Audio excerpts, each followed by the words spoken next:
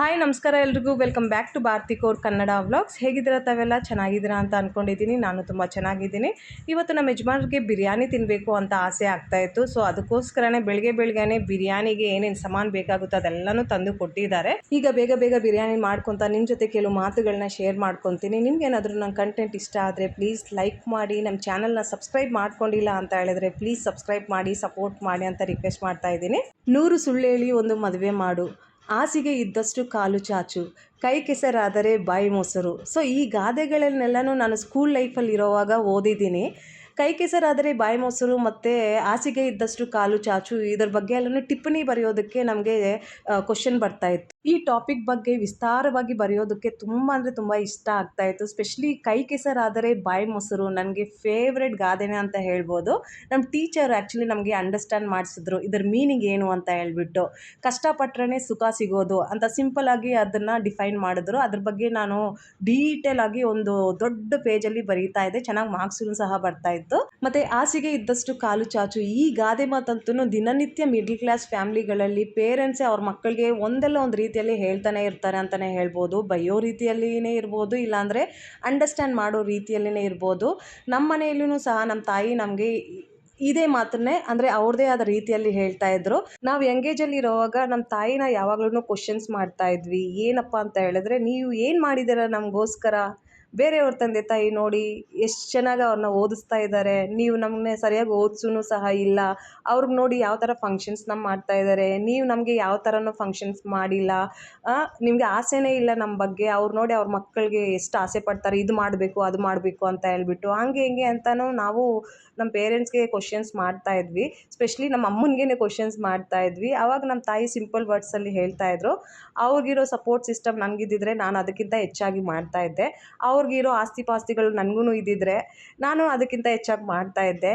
ನಿಮ್ಮಪ್ಪ ಇಟ್ಟಿರೋ ಕೋಟಿ ಆಸ್ತಿಗೆ ನೀವೆಲ್ಲ ಬೇರೆಯವ್ರಿಗೆ ಕಂಪೇರ್ ಮಾಡಿ ಹಂಗೆ ಹೆಂಗೆ ಅಂತ ಹೇಳ್ಬಿಟ್ಟು ಬಾಯಿ ಮುಚ್ಚಿಸ್ತಾ ಇದ್ರು. ಅವಾಗ ಅವ್ರು ಹೇಳೋ ಮಾತುಗಳು ನಮಗೆ ಅಷ್ಟು ಅರ್ಥ ಆಗ್ತಾ ಇರಲಿಲ್ಲ. ಸ್ವಲ್ಪ ಬೆಳೆದು ಮೆಚುರಿಟಿ ಬಂದಮೇಲೆ ನಾವು ದುಡಿಯೋದು ಸ್ಟಾರ್ಟ್ ಮಾಡಿದ್ವಲ್ಲ, ಆವಾಗ ನಮ್ಗೆ ಅರ್ಥ ಆಯಿತು, ಇಟ್ ಈಸ್ ವೆರಿ ಡಿಫಿಕಲ್ಟ್. ಒಂದು ಸಪೋರ್ಟ್ ಸಿಸ್ಟಮ್ ಅಂತ ಇರಲೇಬೇಕು ಮನೆಯಲ್ಲಿ. ಸ್ಪೆಷಲಿ ಅಪ್ಪಂದ್ರು ಇರ್ತಾರೆ ನೋಡಿ, ಅವ್ರ ಸಪೋರ್ಟ್ ಅಂತೂ ಚೆನ್ನಾಗಿರಬೇಕು. ಆವಾಗಲೇ ಮನೆ ಚೆನ್ನಾಗಿರೋದು. ನಮ್ಮಮ್ಮ ಎಷ್ಟು ಅಂತ ನಮಗೋಸ್ಕರ ಮಾಡ್ತಾರೆ ಅಂತ ಹೇಳ್ಬಿಟ್ಟು ನನಗೂ ಅರ್ಥ ಆಗೋದಕ್ಕೆ ಶುರು ಆಯಿತು. ನಮ್ಮಪ್ಪ ಅಷ್ಟು ರೆಸ್ಪಾನ್ಸಿಬಲ್ ಆಗಿ ಇರಲಿಲ್ಲ ನಾವು ಚಿಕ್ಕವರಿರೋವಾಗ. ಇವಾಗ ಬೈ ಗಾಡ್ಸ್ ಗ್ರೇಸ್ ತುಂಬ ಚೆನ್ನಾಗಿದ್ದಾರೆ ಅವರು. ಒಂದಿನವೂ ಮನೇಲಿರಲ್ಲ, ಏನೋ ಒಂದು ಮಾಡ್ತಾ ಇರ್ತಾರೆ. ಸೊ ಅವರು ನಮಗೆ ಬೆಂಗ್ಳೂರಿಗೆ ಹೋದಾಗೆಲ್ಲನೂ ದುಡ್ಡೆಲ್ಲನೂ ಕೊಡ್ತಾ ಇರ್ತಾರೆ, ಫ್ಲೈಟ್ಗೆ ಅದಕ್ಕೆ ಇದಕ್ಕೆ ಅಂತ ಹೇಳ್ಬಿಟ್ಟು. ಸೊ ಇವಾಗ ಒಂದು ಚೇಂಜ್ ಇದೆ. ಬಟ್ ಯಂಗ್ ಏಜಲ್ಲಿ ನಮ್ಮಪ್ಪ ಬೇರೆ ಥರನೇ ಇದ್ದರು. ನಮ್ಮ ಅಮ್ಮನಿಗೂ ಸಪೋರ್ಟ್ ಮಾಡ್ತಾ ಇರಲಿಲ್ಲ. ಆವಾಗ ನಮ್ಮ ತಾಯಿ ತುಂಬ ಅಂದರೆ ತುಂಬ ಕಷ್ಟಪಟ್ಟಿದ್ದಾರೆ. ದುಡಿದು ಮನೆಗೆ ಏನಾದರೂ ಖರೀದಿ ಮಾಡಿದ್ರೂ ಸಹ ನಮ್ಮಪ್ಪ ಅದನ್ನು ಒಂದೇ ತಿಂಗಳಲ್ಲಿನೇ ಎತ್ಕೊಂಡು ಹೋಗ್ಬಿಡ್ತಾಯಿದ್ರು. ಸೊ ಆ ಥರ ಲಾಸ್ ಎಲ್ಲನೂ ಮಾಡ್ತಾಯಿದ್ರು. ಸೊ ಅದಕ್ಕೆ ನಾವು ಯಾವಾಗ್ಲೂ ಬೇರೆಯವ್ರ ಜೊತೆ ಕಂಪೇರ್ ಮಾಡಬಾರ್ದು. ನಮಗೆ ದೇವ್ರು ಎಷ್ಟು ಕೊಟ್ಟಿದ್ದಾರೋ ಅದರಲ್ಲಿನೇ ಒಳ್ಳೆಯ ಜೀವನವನ್ನು ನಮ್ಮದಾಗಿಸಿಕೊಂಡು ಕಷ್ಟಪಟ್ಟು ಮೇಲೆ ಬರೋದಕ್ಕೂ ಸಹ ಪ್ರಯತ್ನ ಪಡಬೇಕು. ಕಷ್ಟಪಟ್ಟರೆ ತಾನೇ ಸುಖ ಸಿಗೋದು. ಸೊ ಕಷ್ಟಪಡ್ದಿರ ನಾವು ಬೇರೆಯವ್ರಿಗೆ ಕಂಪೇರ್ ಮಾಡಿದ್ರೆ ನಮಗೇನೂ ಸಿಗಲ್ಲ.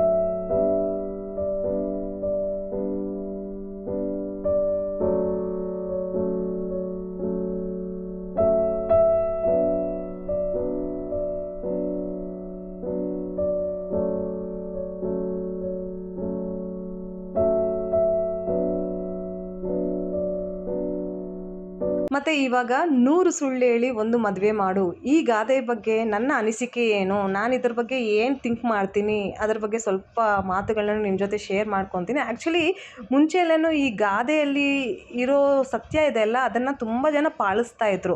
ಸುಳ್ಳು ಹೇಳ್ಬಿಟ್ಟು ಮದುವೆ ಮಾಡೋದು ಟ್ರೆಂಡಿಂಗಲ್ಲಿತ್ತು ಮುಂಚೆ ಎಲ್ಲನೂ. ಇವಾಗ್ಲೂ ಇದೆ, ಬಟ್ ಸ್ವಲ್ಪ ಕಡಿಮೆ ಅಂತ ಹೇಳ್ಬೋದು. ಸ್ಪೆಷಲಿ ಅರೇಂಜ್ ಮ್ಯಾರೇಜಸಲ್ಲಿ ಈ ಥರ ಸುಳ್ಳು ಹೇಳ್ಬಿಟ್ಟು ಮದುವೆ ಮಾಡೋದು ಸ್ವಲ್ಪ ಇದೆ, ಇನ್ನೂ ಇದೆ ಅಂತಲೇ ಹೇಳ್ಬೋದು. ಬಟ್ ನನ್ನ ಪ್ರಕಾರ ಈ ಥರ ಮದುವೆಗಳನ್ನ ಯಾರೂ ಎಂಕರೇಜ್ ಮಾಡಬಾರ್ದು. ಯಾಕೆ ಅಂತ ಹೇಳಿದ್ರೆ ಶುರುವಲ್ಲಿ ಎಲ್ಲನೂ ಚೆನ್ನಾಗೇ ಇರುತ್ತೆ. ಹೋಗ್ತಾ ಹೋಗ್ತಾ ಹೋಗ್ತಾ ತುಂಬ ಕಾಂಪ್ಲಿಕೇಟಡಲ್ಲಿ ಸಿಕ್ಕಾಕೊಂಡು ಬಿಡ್ತಾರೆ.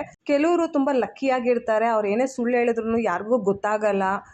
ಒಳ್ಳೆ ಫ್ಯಾಮ್ಲಿನೂ ಸಿಕ್ಕಿರುತ್ತೆ. ಬಟ್ ಕೆಲವರು ಅನ್ಲಕ್ಕಿ ಇರ್ತಾರಲ್ಲ, ಏನಾದರೂ ಒಂದು ಸುಳ್ಳು ಗೊತ್ತಾದರೆ ಅಷ್ಟೇ ಸಾಕು, ಪೂರ್ತಿ ಫ್ಯಾಮ್ಲಿ ಸೇರಿಕೊಂಡು ಕ್ವಶನ್ಸ್ ರೇಸ್ ಮಾಡೋದಕ್ಕೆ ಸ್ಟಾರ್ಟ್ ಮಾಡಿಬಿಡ್ತಾರೆ.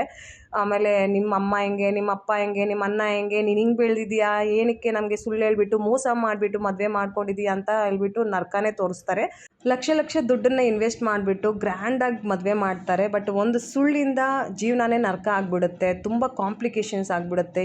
ಏನು ಮಾಡೋದು ಎತ್ತ ಒಂದು ಅರ್ಥ ಆಗಲ್ಲ. ಆ ಥರ ತುಂಬ ಜನ ಸಿಕ್ಕಾಕ್ಕೊಂಡು ಸಹ ಇದ್ದಾರೆ. ಸೊ ಆ ಥರ ಮದುವೆಗಳನ್ನ ಯಾರೂ ಎಂಕರೇಜ್ ಮಾಡಬಾರ್ದು. ಏನೇ ಆದ್ರೂ ನಮ್ಮ ಬಗ್ಗೆ ಎಲ್ಲ ತಿಳಿಸಿ ಆಮೇಲೆ ಅವ್ರಿಗೆ ಓಕೆ ಆದರೆ ಮಾತ್ರನೇ ಮದುವೆ ಮಾಡ್ಕೋಬೇಕು. ಸುಮ್ಮನೆ ಸುಳ್ಳೆಲ್ಲ ಹೇಳಿಬಿಟ್ಟು ಮದುವೆ ಆದರೆ ಸಾಕಪ್ಪ ಅಂತ ಮೈಂಡ್ಸೆಟ್ ಇಟ್ಕೊಂಡು ಮದುವೆ ಮಾಡಬಾರ್ದು. ಅದು ತಪ್ಪು ಅಂತ ನನ್ನ ಒಂದು ಅನಿಸಿಕೆ. ಸುಳ್ಳನ್ನು ಯೂಸ್ ಮಾಡಿಕೊಂಡು ಯಾವುದೇ ಒಂದು ರಿಲೇಷನ್ಶಿಪ್ನ ಸ್ಟಾರ್ಟ್ ಮಾಡ್ಬೋದು. ಯಾವುದೇ ಆಗಿರ್ಬೋದು, ಮದುವೆ ಆಗಿರ್ಬೋದು, ಇಲ್ಲಾಂದರೆ ಫ್ರೆಂಡ್ಶಿಪ್ ಆಗಿರ್ಬೋದು, ಇಲ್ಲಾಂದರೆ ಫ್ಯಾಮಿಲಿ ಜೊತೆ ಒಂದು ಬಾಂಡ್ ಇರ್ಬೋದು. ಸುಳ್ಳು ಹೇಳ್ಕೊಂಡು ಯಾವುದೇ ಒಂದು ರಿಲೇಷನ್ಶಿಪ್ನ ಸ್ಟಾರ್ಟ್ ಮಾಡಬಾರ್ದು ಅಂತ ನನ್ನ ಒಂದು ಅನಿಸಿಕೆ. ನಾನು ಈ ಒಂದು ರೂಲನ್ನು ನನ್ನ ಜೀವನದಲ್ಲಿ ಸ್ಟ್ರಿಕ್ಟಾಗಿ ಫಾಲೋ ಮಾಡಿದ್ದೀನಿ ಮತ್ತು ಮಾಡ್ತಾನೂ ಸಹ ಇರ್ತೀನಿ. ನಮ್ಮ ಯಜಮಾನ್ರನ್ನ ಮೀಟ್ ಮಾಡಿದಾಗ್ಲೂ ಸಹ ಅಷ್ಟೇ, ನಾನು ಇಲ್ಲದೇ ಇರೋ ಕತೆ ಎಲ್ಲನೂ ನಾನು ಹೇಳ್ಬಿಡ್ತೀನಿ. ನಾವು ಹುಟ್ಟಿರೋದು ಇಲ್ಲಿ, ನಾವು ಬೆಳೆದಿರೋದು ಹಿಂಗೆ, ನಮ್ಮ ಅಪ್ಪ ಹಿಂಗಿದ್ರು, ಇವಾಗ ಹಿಂಗಿದ್ದಾರೆ, ನಮ್ಮಮ್ಮ ಈ ಕೆಲಸ ಮಾಡ್ತಾಯಿದ್ರು, ಈ ಕೆಲಸ ಮಾಡಿಬಿಟ್ಟು ಇಷ್ಟನ್ನ ದುಡ್ಡನ್ನು ಸಂಪಾದನೆ ಮಾಡ್ತಾಯಿದ್ರು, ನಮ್ಮನ್ನ ಓದಿಸಿದ್ರು, ನಮ್ಮ ತಮ್ಮ ಇಷ್ಟು ಓದಿದ್ದಾನೆ, ನಾನು ಇಷ್ಟು ಓದಿದ್ದೀನಿ, ನಮ್ಮ ಅಕ್ಕ ಇಷ್ಟು ಓದಿದ್ದಾರೆ, ಹಂಗೆ ಹಿಂಗೆ ಅಂತ ಹೇಳ್ಬಿಟ್ಟು ಎಲ್ಲನೂ ಡೀಟೇಲಾಗಿ ನಮ್ಮ ಯಜಮಾನ್ರಿಗೆ ಹೇಳಿದೆ. ಆ ಒಂದು ಹಾನೆಸ್ಟಿ ನಮ್ಮ ಯಜಮಾನ್ರಿಗೆ ತುಂಬ ಅಂದರೆ ತುಂಬ ಇಷ್ಟ ಆಯಿತು. ಆವಾಗ ಅವ್ರೂ ಸಹ ಅವ್ರ ಫ್ಯಾಮಿಲಿ ಬಗ್ಗೆ ನನಗೆ ಡೀಟೇಲಾಗಿ ಹೇಳಿದರು. ನಮ್ಮ ಪೇರೆಂಟ್ಸ್ ಹಿಂಗೆ, ನಮ್ಮ ಅಣ್ಣಂದ್ರೆ ಹಿಂಗೆ, ಮತ್ತು ನಮ್ಮ ತಂಗಿ ಹಿಂಗೆ, ನಾವು ಈ ಥರ ಹುಟ್ಟಿ ಬೆಳೆದಿದ್ದೀವಿ, ಈ ಥರ ಪ್ರಾಬ್ಲಮ್ಸು ನಮ್ಮ ಮನೇಲಿವೆ, ಹಂಗೆ ಹಿಂಗೆ ಅಂತ ಹೇಳ್ಬಿಟ್ಟು ಅವ್ರು ಫಸ್ಟೇ ನನಗೆ ಹೇಳಿಬಿಟ್ಟಿದ್ರು. ಸೊ ಮೆಂಟಲಿ ನಾವು ಪ್ರಿಪೇರ್ ಆಗಿಬಿಟ್ಟೆ ಮದುವೆ ಮಾಡ್ಕೊಂಡಿದ್ದು. ಮದುವೆ ಮಾಡ್ಕೊಂಡ್ಮೇಲೆ ತುಂಬ ಅಂದರೆ ತುಂಬ ಪ್ರಾಬ್ಲಮ್ಸ್ ಕ್ರಿಯೇಟ್ ಆಗಿಬಿಟ್ಟಿತ್ತು. ಆದ್ರೂ ಸಹ ಅಲ್ಲಿ ನಿಂತ್ಕೊಂಡು ಒಂಟಿಯಾಗೆ ನಾನು ಫೈಟ್ ಬ್ಯಾಕ್ ಮಾಡಿದೆ. ಯಾಕೆ ಅಂತ ಹೇಳಿದ್ರೆ ನಾನು ಯಾವಾಗಲೂ ಸುಳ್ಳು ಹೇಳಿರಲಿಲ್ಲ, ಯಾರಿಗೂ ಮೋಸ ಮಾಡಿಬಿಟ್ಟು ಮದುವೆ ಮಾಡ್ಕೊಂಡಿರಲಿಲ್ಲ. ಸೊ ಆ ಒಂದು ಕಾನ್ಫಿಡೆನ್ಸು, ಆ ಒಂದು ಧೈರ್ಯ ದೇವ್ರು ನನ್ನಲ್ಲಿ ತುಂಬಿಟ್ಟಿದ್ರು.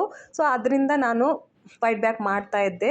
ಏನೇ ಒಂದು ನೆಗೆಟಿವ್ ಸಿಚುಯೇಷನ್ ಇದ್ರೂ ಸಹ ಪಾಸಿಟಿವ್ ಆಗಿ ನಾನು ಕನ್ವರ್ಟ್ ಮಾಡಿಕೊಂಡೆ.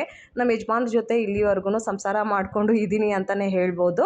ನಾನು ಯಂಗ್ ಜನ್ರೇಷನ್ಗೆ ಒಂದೇ ಒಂದು ಮಾತನ್ನು ಹೇಳ್ತೀನಿ. ಸೊ ಯಾವುದು ಈಸಿಯಾಗಿ ಸಿಗ್ಬಿಡುತ್ತೆಲ್ಲ ಅದರಿಂದ ಓಡಬಾರ್ದು. ಸುಳ್ಳು ಹೇಳ್ಬಿಟ್ಟು ಯಾವುದೇ ಒಂದು ರಿಲೇಷನ್ಶಿಪ್ನ ಸ್ಟಾರ್ಟ್ ಮಾಡಬಾರ್ದು. ನಿಮ್ಮ ಒಂದು ಜರ್ನಿಯಲ್ಲಿ ನೆಗೆಟಿವಿಟಿ ಇದ್ರೂ ಸಹ ಅದು ಪಾಸಿಟಿವ್ ಆಗಿ ಕನ್ವರ್ಟ್ ಮಾಡ್ಬೋದು. ಯಾವ ರೀತಿ ಅಂತ ಹೇಳಿದ್ರೆ ಅದ್ರ ಬಗ್ಗೆ ನೀವು ವಿಸ್ತಾರವಾಗಿ ಓಪನ್ ಆಗಿ ಡಿಸ್ಕಸ್ ಮಾಡಿದಾಗ ಅದು ಪಾಸಿಟಿವ್ ಆಗಿ ಕನ್ವರ್ಟ್ ಆಗಿಬಿಡುತ್ತೆ. ನೀವೆಷ್ಟು ಮುಚ್ಚಿಡೋದಕ್ಕೆ ಪ್ರಯತ್ನ ಪಡ್ತೀರೋ ಅಷ್ಟೇ ನಿಮ್ಮ ಫ್ಯೂಚರು ಕಾಂಪ್ಲಿಕೇಟೆಡ್ ಆಗಿರುತ್ತೆ ಅಂತಲೇ ಹೇಳ್ಬೋದು. ಸೊ ಅದಕ್ಕೆ ನಿಮ್ಮ ಮೇಲೆ ನಿಮಗೆ ಒಂದು ಕಾನ್ಫಿಡೆನ್ಸ್ ಇರಬೇಕು. ಏನೇ ಆಗಿರ್ಬೋದು ಅದನ್ನು ಓಪನ್ ಆಗಿ ಡಿಸ್ಕಸ್ ಮಾಡೋ ಥರ ಧೈರ್ಯ ನಿಮ್ಮಲ್ಲಿ ನೀವು ತರಿಸ್ಕೋಬೇಕು ಅಂತ ನಾನು ನಿಮಗೆ ಹೇಳ್ತಾ ಇದ್ದೀನಿ. ನನ್ನ ಒಂದು ಪರ್ಸ್ನಲ್ ಎಕ್ಸ್ಪೀರಿಯನ್ಸಿಂದ ನಿಮ್ಮ ಜೊತೆ ಈ ಮಾತುಗಳನ್ನ ಶೇರ್ ಮಾಡ್ಕೊತಾ ಇದ್ದೀನಿ. ನೀವು ಒಂದ್ಸಲ ನಿಮ್ಮ ಲೈಫಲ್ಲಿ ಹಾನೆಸ್ಟಿನ ಇಂಪ್ಲಿಮೆಂಟ್ ಮಾಡ್ಕೊಂಡು ನೋಡಿ, ನಿಮ್ಮನ್ನು ಯಾರೂ ಸೋಲ್ಸೋದಕ್ಕೆ ಸಾಧ್ಯನೇ ಇಲ್ಲ ಅಂತಲೇ ಹೇಳ್ಬೋದು. ಜೀವನದಲ್ಲಿ ಏನೇ ಒಂದು ಪ್ರಾಬ್ಲಮ್ಸ್ ಬಂದ್ರೂ ಸಹ ದೇವ್ರು ಮಾತ್ರ ನಿಮ್ಮ ಕೈ ಬಿಡೋದೇ ಇಲ್ಲ. ಯಾಕೆ ಅಂತ ಹೇಳಿದ್ರೆ ನೀವು ಯಾರಿಗೂ ಸುಳ್ಳು ಹೇಳಿಲ್ಲ, ಮೋಸ ಮಾಡಿಲ್ಲ ಅಲ್ವಾ? ಸೊ ಅದಕ್ಕೆ ಯಾವಾಗ್ಲೂ ನಿಮ್ಮನ್ನು ಕಾಪಾಡ್ತಾರೆ.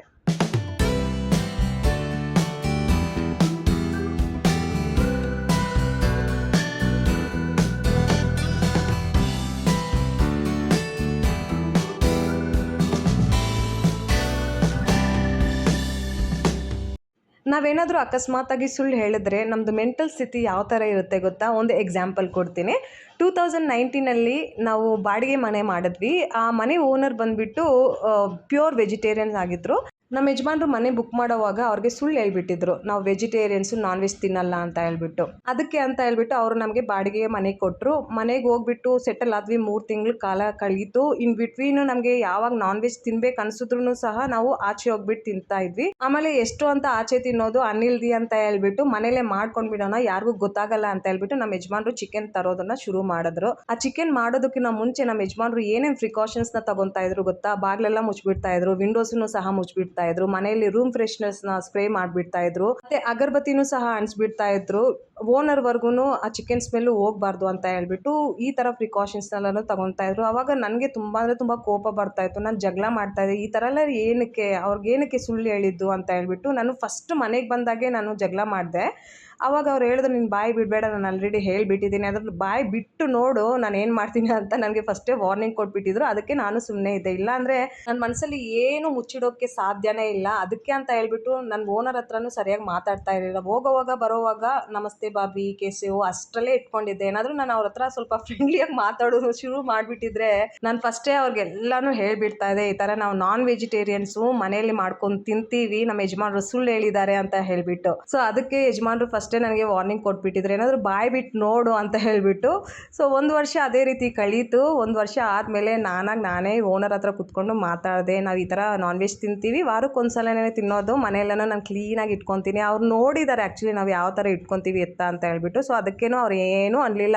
1 ವರ್ಷದಿಂದ ಏನೋ ತಪ್ಪು ಮಾಡ್ತಾ ಇದ್ದೀವಿ ಅಂತ ಗಿಲ್ಟ್ ನನ್ನ ಮನಸ್ಸಲ್ಲಿತ್ತು. ಅವ್ರು ಹೇಳಿದ್ಮೇಲೆ ಒಂಥರ ತೃಪ್ತಿ ಸಿಕ್ತು ನನಗೆ, ಅಪ್ಪ ಹೇಳಿಬಿಟ್ಟಿದ್ದೀನಿ ಅಂತ ಹೇಳ್ಬಿಟ್ಟು. ಪಾಪ ಅವ್ರೂ ಚೆನ್ನಾಗಿ ಪಾಸಿಟಿವ್ ಆಗಿ ಅದನ್ನು ತಗೊಂಡ್ರು. ಆಮೇಲೆ ನಾನು ನಮ್ಮ ಯಜಮಾನ್ರಿಗೆ ಹೇಳಿದೆ, ನೋಡು ನಿನ್ನ ಒಂದು ಸುಳ್ಳಿಂದ ಎಷ್ಟು ಕಾಂಪ್ಲಿಕೇಟೆಡ್ ಲೈಫ್ ಆಗಿಬಿಟ್ಟಿತ್ತು, ನೀನೇನಾದರೂ ನಿಜ ಹೇಳಿದಿದ್ರೆ ಇದೆಲ್ಲನೂ ಎಕ್ಸ್ಪೀರಿಯೆನ್ಸ್ ಮಾಡದೇ ಇರ್ಬೋದಾಗಿತ್ತು ಅಂತ ಹೇಳಿದ್ದಕ್ಕೆ ಅವ್ರೂ ಸರಿ ನೆಕ್ಸ್ಟ್ ಟೈಮಿಂದ ಮಾಡಲ್ಲ ಅಂತ ಹೇಳಿದ್ರು. ಸೊ ಈ ಒಂದು ಚಿಕ್ಕ ಚಿಕ್ಕ ಎಕ್ಸಾಂಪಲ್ಗಳಿಂದ ನಾವು ಲೈಫಲ್ಲಿ ತುಂಬ ಕಲಿಯೋದು ಇರುತ್ತೆ ಅಂತಲೇ ಹೇಳ್ಬೋದು. ಅದಕ್ಕೆ ನಿಮ್ಮ ಜೊತೆ ನಾನು ಇದನ್ನು ಓಪನ್ ಆಗಿ ಡಿಸ್ಕಸ್ ಮಾಡ್ಕೊಂಡಿದ್ದೀನಿ. ಐ ಹೋಪ್ ನಿಮಗೆ ಈ ವ್ಲಾಗ್ ಇಷ್ಟ ಆಗುತ್ತೆ ಅಂತ ಅನ್ಕೊತೀನಿ. ಇಷ್ಟ ಆದರೆ ಪ್ಲೀಸ್ ಲೈಕ್ ಮಾಡಿ, ನಮ್ಮ ಚಾನಲ್ನ ಸಬ್ಸ್ಕ್ರೈಬ್ ಮಾಡ್ಕೊಂಡಿಲ್ಲ ಅಂತ ಹೇಳಿದ್ರೆ ಪ್ಲೀಸ್ ಸಬ್ಸ್ಕ್ರೈಬ್ ಮಾಡಿ, ಸಪೋರ್ಟ್ ಮಾಡಿ ಅಂತ ರಿಕ್ವೆಸ್ಟ್ ಮಾಡ್ಕೊತಾ ಇದ್ದೀನಿ. ಈಗ ಈ ಬೆಡ್ಶೀಟ್ನ ಯಾಕೆ ತೋರಿಸ್ತಾ ಇದ್ದೀನಿ ಅಂತ ಹೇಳಿದರೆ, ಪ್ರೀವಿಯಸ್ ವ್ಲಾಗಲ್ಲಿ ನಾವು ಒಂದು ಮಾರ್ಕೆಟ್ಗೆ ಹೋಗಿದ್ವಿ. ಆವಾಗ ಈ ಬೆಡ್ಶೀಟ್ನ 350 ರುಪೀಸ್ ಕೊಟ್ಟು ಖರೀದಿ ಮಾಡ್ಕೊಂಡು ಬಂದಿದ್ವಿ. ಅವಾಗ ನಾನು ಹೇಳಿದ್ದೆ ಇದರದ್ದು ಕ್ವಾಲಿಟಿ ಹೆಂಗಿದೆ ಮತ್ತು ಡಿಸೈನ್ ಹೆಂಗಿದೆ ತೋರಿಸ್ತೀನಿ ಅಂತ ಹೇಳಿಬಿಟ್ಟು. ಸೊ ಅದಕ್ಕೆ ತೋರಿಸ್ತಾ ಇದ್ದೀನಿ. ತುಂಬ ಒಳ್ಳೆ ಕ್ವಾಲಿಟಿ ಮತ್ತು ಡಿಸೈನು ಸಹ ತುಂಬ ಅಂದರೆ ತುಂಬ ಚೆನ್ನಾಗಿದೆ. ಐ ಹೋಪ್ ನಿಮಗೆ ಈ ಬೆಡ್ಶೀಟ್ ಇಷ್ಟ ಆಗಿದೆ ಅಂತ ಅನ್ಕೊತೀನಿ. ಇವತ್ತಿಗೆ ಇಷ್ಟೇ, ಮತ್ತೆ ಸಿಗೋಣ ಇನ್ನೊಂದು ವ್ಲಾಗಲ್ಲಿ. ಅಲ್ಲಿವರೆಗೂ please do take care of your self. Thank you so much for watching.